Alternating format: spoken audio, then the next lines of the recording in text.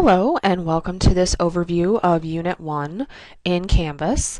First of all, if you're new to Canvas or to online learning, you might want to check out the Welcome to Canvas link located inside our course modules. This just gives you access to different tutorials as well as information on Canvas as well as online learning. In Unit 1, we're getting started in educational psychology, and so one of the first things I like to do in any class is to let students get to know each other. So one of our major first assignments, worth 10 points, is giving you an opportunity to say hello and establish friendships or relationships with students in our class. A lot of times in the modules, I like to include a teaching tip. Many of you are interested in becoming teachers, which is why you're taking this class. This is simply a read it and look at it, or maybe try to remember it for when you have your future classroom. If you do not plan on being a teacher, that's okay too. Sometimes we can just get ideas from other fields. Another assignment that we have will be the reading questions. I'm going to go ahead and click on it and show you what that kind of looks like. You purchased a textbook or you rented a textbook for this class. I would strongly encourage you to read the textbook. Obviously, we're going to start with Chapter 1, and this course goes in pretty much sequential or chronological order from Chapter 1 to the end. So depending on what version or edition of the textbook you have, just kind of match up the title or the overview to the questions. In some of the editions of the textbook, the chapters are slightly different, so just kind of stick with the chapter title.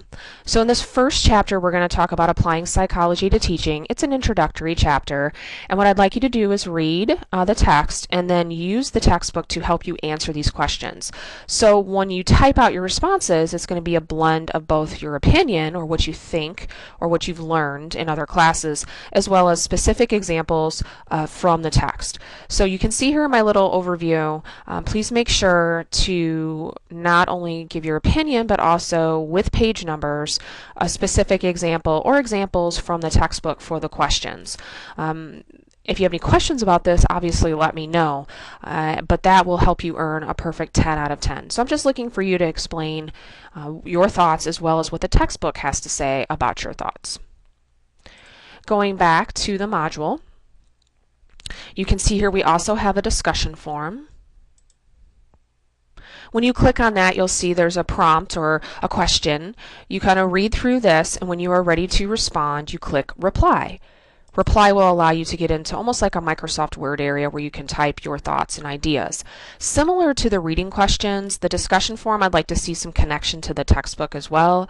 Why? Because I totally want to read your opinion and I totally respect it, but at the same time, I'd also like you to start backing up your ideas with actual research or something that has been cited. So again, a page number from the text is fine, or a specific reference to the book is fine. I'm not asking necessarily for a works cited page. If you'd like to, that's fine, or like a reference at the end, that's fine. It's up to you, but really page numbers is pretty much what I'm looking for. So in this first discussion, we're looking at personal characteristics, and my question to you is, what personal characteristics do you feel may be detrimental to your learning?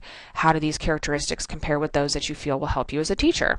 So in the first chapter of reading, you'll kind of learn about this, and then you just take what you have read and then put your own spin to it, what you feel is important.